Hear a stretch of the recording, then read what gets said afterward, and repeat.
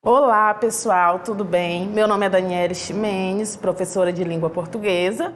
Na aula de hoje falaremos sobre literatura e agora sobre a literatura como denúncia social. Então, para que a gente compreenda a literatura como denúncia social, é importante que antes disso a gente saiba quais as funções da literatura. Por quê? Para que a literatura existe? Então, a partir do momento que eu identifico isso, eu consigo identificar onde está situada a literatura como denúncia social. Para isso, eu trouxe um mapa mental para vocês, resumido assim, com 4 funções, tá? Aí a gente vai ver cada um. A primeira aí é a função cognitiva, que diz respeito ao conhecimento de mundo transmitido pelo autor. No caso aí, esse conhecimento de mundo, ele é estendido ao leitor, então ele desenvolve conhecimento a partir daí. O valor estético, a função estética, realmente dessa questão do texto literário, não é? Onde o escritor aí, ele explora todos os recursos linguísticos, tá? Então ele vai lá, explora todos os recursos que existem na língua para despertar algum sentimento, alguma emoção no leitor. Só lembrando que essa ideia de sensibilizar, de despertar algum sentimento, alguma emoção no leitor, é uma das características principais. Então todas as funções da literatura, do texto literário, elas estão aí associadas a esse quesito principal, tá? A gente tem a político-social. A político-social é onde está localizada o tema da nossa aula de hoje, que é a literatura como denúncia social. No caso, a gente vai trazer aqui na aula várias realidades sociais, logicamente que eu não consigo trabalhar com vocês diversas realidades, até porque a gente tem muitas obras literárias aqui produzidas no Brasil e que eu tenho diversas denúncias sociais aí, diversas temáticas, tá? Então a gente vai abordar uma que particularmente cai bastante no Enem, até porque os escritores se debruçam, né, quer dizer, escrevem mais sobre essa produção, tá bom? Então a gente vai falar sobre ela. E aí a gente tem a quarta função, que é a catártica, tá? Catártica, perdão. E aí a catarse. Vamos lá, professora, palavra nova, palavra difícil. O que seria a catarse, gente? Quem aqui já não assistiu uma série, um filme, ou leu um livro e chorou, chorou, chorou? Terminou o livro? Enxuguei minhas lágrimas, vida que segue. Por quê? Porque eu identifico que aquilo ali está situado no campo da ficção.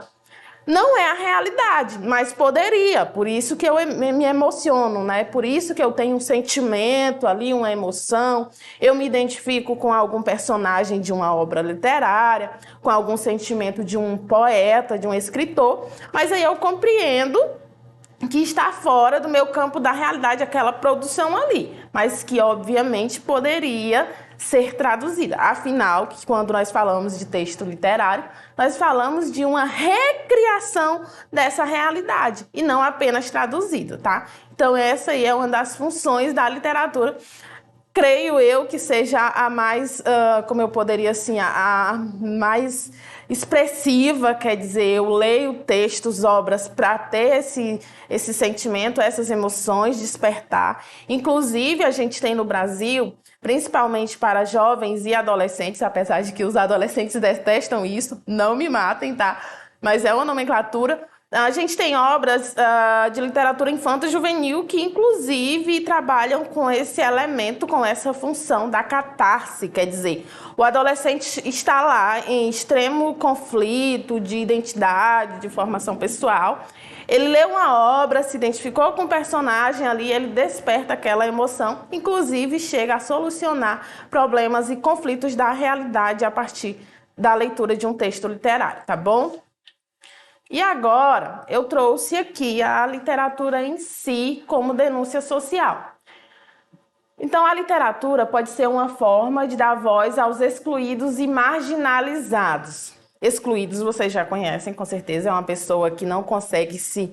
Não é que ela não consiga, é que as pessoas não permitem que ela tenha ali um convívio social. E marginalizado, apesar de que a gente tem uma conceituação disseminada, eu não sei se a palavra certa é equivocada, mas no meu ponto de vista, sim, porque marginalizado, gente, nada mais é do que um indivíduo que está à margem da sociedade, quer dizer, ele não está inserido nela, mas ele está à margem dela, fora dela, tá? Então, a produção literária, quando a gente fala dessa denúncia social, vai trazer essas pessoas, esses personagens do Brasil, da literatura brasileira, que estão à margem da sociedade por algum motivo. Por meio das histórias, personagens e situações retratadas nos livros, os escritores conseguem denunciar injustiças e desigualdades que muitas vezes passam despercebidas. De repente, eu não sei se é que passe despercebida. Na verdade, é uma forma de mostrar, quer dizer, de trazer a situação à tona para que ela apareça mais nitidamente. É tanto que, em alguns momentos aí da história do Brasil, a gente tem a linguagem conotativa extremamente importante para isso. A gente tem uma linguagem que tem uma duplicidade de sentido e que vai gerar uma interpretação polissêmica também, quer dizer, vários significados ali, aquele texto, aquela formação, como crítica social em períodos em que o escritor, o autor, o poeta não podia falar abertamente, trazer abertamente a sua crítica, tá? Além disso, as obras engajadas podem inspirar movimentos sociais e motivar as pessoas a lutar por mudanças. Como assim, professor? Volta lá. Lá no arcadismo, a gente estuda, é uma poesia em que aparece inicialmente o resquício de denúncia social, que desenvolve ali em Minas Gerais, mais ou menos, principalmente ali em Minas. O que está acontecendo nessa época em Minas Gerais? A Inconfidência Mineira. Então, a poesia, nesse momento, ela é um apoio aí à denúncia social, aquela questão social que estava sendo vivenciada pela sociedade em determinado período de tempo. Então, como eu já disse em outras aulas, e volto a repetir aqui, caso você não tenha assistido, que saber história é extremamente importante quando falamos de literatura, tá bom?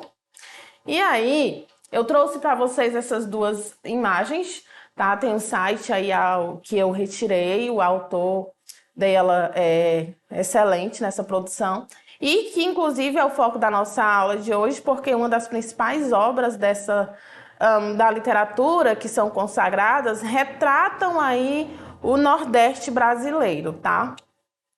Então vamos lá, os principais temas, quer dizer, os mais comuns como forma de denúncia social.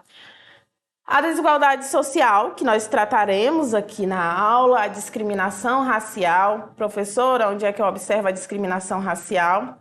Pessoal, a discriminação racial, ela começa, na verdade, desde o quinhentismo, na verdade, resquícios ali no quinhentismo, e ela começa mesmo a aparecer lá na terceira geração do romantismo, que é a geração condoreira, que vem do condor, uma ave aí que vive nas montanhas, tá? Então, essa poesia aí, ela é de denúncia social e também serve para mostrar à população daquela época, daquele período escravagista, né, de escravidão, que o negro também era ser humano e que ele passava por diversas situações de animalização, quer dizer, ele era tratado como animal, como comércio, mercadoria, tá bom? O machismo também, ele começa a aparecer de uma forma crítica, apesar de que a gente tem uma diferença do que aparece na obra para a análise feita dentro dessa obra. Como assim? Lá e vem ela viajar de novo. Não é isso. Não, existe uma diferença da obra produzida ali literária e a análise dessa obra. Eu leio uma obra lá de Machado de Assis e eu acho resquícios de machismo. Aí eu acho dentro daquela produção, mas vamos lembrar que cada obra se encaixa em um período de tempo em que as pessoas pensam de forma diferente. Então, essa temática acerca do machismo, reconstrução de contos, por exemplo, que é o que acontece com a obra de Marina Colasanti, Para Que Ninguém a Quisesse, que é um conto maravilhoso, sugiro que depois você leia, traz bem essa questão do machismo, da violência doméstica. Então, são temáticas de denúncia social que aparecem aí de formas diferentes, tá? A violência também, que aparece desde as primeiras produções, a corrupção e a exploração do trabalho infantil. Onde aparece a exploração do trabalho infantil em obras brasileiras? Eu gosto da Lígia Boljunga, que é uma escritora que escreve, olha, é uma escritora que tem uma produção aí literária juvenil, quer dizer, destinada a jovens, e que a gente tem algumas obras que retratam essa temática. Então a gente não pode falar de um tipo, vamos lá, de um romance regionalista, de um romance urbano. Então todas essas produções literárias, sejam elas organizadas em prosa ou em verso, trazem aí uma denúncia social, tá bom? E aí eu tenho os principais autores. Aí, no caso, eu não tenho somente escritores, autores brasileiros. Eu tenho alguns que são importantíssimos, mas eu tenho aí internacionais, tá? Primeiro é o George Orwell, ou Orwell. O segundo é o Franz Kafka. O terceiro é o Emile Zola, ou Zola. O quarto é o José Saramago, escritor português. O quinto é o Graciliano Ramos, que nós trataremos dele especificamente na aula de hoje. Sexto, Jorge Amado. Sétimo, Raquel de Queiroz. E, por último, a Clarice Lispector, tá? Então, eu trouxe para vocês aqui o Graciliano Ramos. Não vou ler o texto para a gente não se prender muito a isso, mas, no geral, o que a gente tem aqui, que é importante lembrar, é o período de atuação dele. Ele tem uma produção do modernismo, uma produção ficcionista, tá? Ele é um prosador mais importante da segunda fase. Aí vem de novo. O que é o prosador, gente? É aquele que organiza texto escrito em parágrafos. Então, verso, poesia, normalmente como se associa, poema, ode, soneto e outros. E aí, a prosa, romances, novelas, contos, fábulas, crônicas, se englobam nessa produção em prosa, tá? Vamos lá. Suas obras, embora tratem de problemas sociais do Nordeste brasileiro, apresentam uma visão crítica das relações humanas que as tornam de interesse universal. Só frisando que essa questão de relações humanas serão tratadas posteriormente, a nossa crítica, mas aqui associada à denúncia social, tá? E aí eu trouxe a principal obra dele. Se você é estudante do Enem, vai fazer o Enem, estudante de ensino médio, não pode deixar de ler essa obra, porque ela é extremamente importante, é uma obra canônica, numa perspectiva de análise literária, tá? Então, a principal obra dele é Vidas Secas. Tem diversas editoras, você consegue acessar, fazer o download, você consegue ir à biblioteca pública, ou de repente até a biblioteca da sua escola, e ter acesso a essa obra, tá? E aí ela é de 1938 e é dela que nós trataremos, e posteriormente de outra. A gente também tem São Bernardo. São Bernardo é uma obra publicada em 1934, também é um clássico da segunda fase da literatura modernista, tá? Embora essa obra não seja tão, como eu poderia assim dizer, tão divulgada, tão conhecida nas escolas, nas universidades, ela também tem a sua importância, inclusive já foi foco aí nas questões do Enem relacionadas à literatura, tá bom? E aí o protagonista é o Paulo Honório, e aí vai retratar a dura vida dele no interior do Nordeste, tá? Eu coloquei aí o livro, a capa do livro direitinho, se você quiser anotar, de repente, aí para fazer o download da produção dessa obra depois. E aí eu trouxe duas questões. A questão 7 do livro A Prova Enem, então se você recebeu esse livro ou tem ele em casa, A questão encontra-se no livro do segundo ano ou segunda série do ensino médio, na página 24. Mas se você não tem problema, porque a gente vai fazer a leitura juntos, tá? Então vamos lá, a leitura. Era um infeliz, era a criatura mais infeliz do mundo. Devia ter ferido naquela tarde o soldado amarelo. Devia tê-lo cortado a facão. Cabra ordinário, mofino, encolhera-se e ensinara o caminho. Esfregou a testa suada e enrugada. Para que recordar a vergonha? Pobre dele. Estava tão decidido que viveria sempre assim? Cabra safado, mole. Se não fosse tão fraco, teria entrado no cangaço e feito misérias. Depois levaria um tiro de emboscada ou na cadeia, cumprindo sentença. Mas isto era melhor que acabar-se numa beira de caminho, assando no calor, a mulher e os filhos, acabando-se também. Devia ter furado o pescoço do amarelo com faca de ponta, devagar. Talvez estivesse preso e respeitado. Um homem respeitado, um homem. Assim como estava, ninguém podia respeitá-lo. Não era homem, não era nada. Aguentava zinco no ombro e não se vingava. Vamos à nossa assertiva, verificar o que a questão quer. Ambientada no sertão nordestino, a obra Vidas Secas narra a luta de Fabiano e sua família para sobreviver à seca e à miséria. Então, assim, eu não fiz para vocês um resumo da obra, mas, no geral, a obra Vidas Secas, ela traz aí a vida de retirantes aí, nordestinos, que estão ali numa situação de miséria, em que a gente tem o pai, a mãe, os filhos e uma cachorra, que tem o nome de Baleia. É tanto que observa como a obra ela é ambientada no Nordeste brasileiro. E aí o nome da cachorra, ironicamente, é Baleia, que é um mamífero aí, marítimo, né, que vive na água. Então observa aí a escolha do nome como é bem característica, tá? Então vai contar a vida desses retirantes, as mazelas sociais, os problemas relacionados a isso, a situação de miséria, mas que mesmo em meio à miséria, eles têm sonhos, têm objetivos, perspectivas de vida. Mas no geral retrata aí a miséria desses retirantes, da situação de fome e pobreza, tá?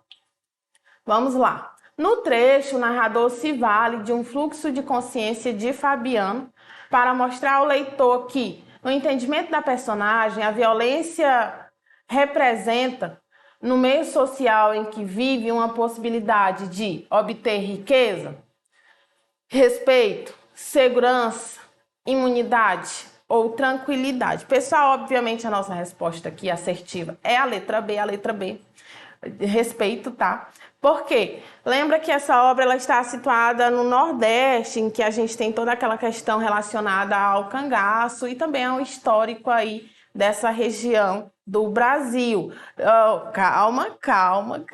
E não vai militar, a professora não está dizendo que os nordestinos levam tudo na base da violência, mas é como a obra aparece, tá? É como ela é retratada ali, tá bom? Então, aí a nossa assertiva letra B. Vamos lá, a última questão.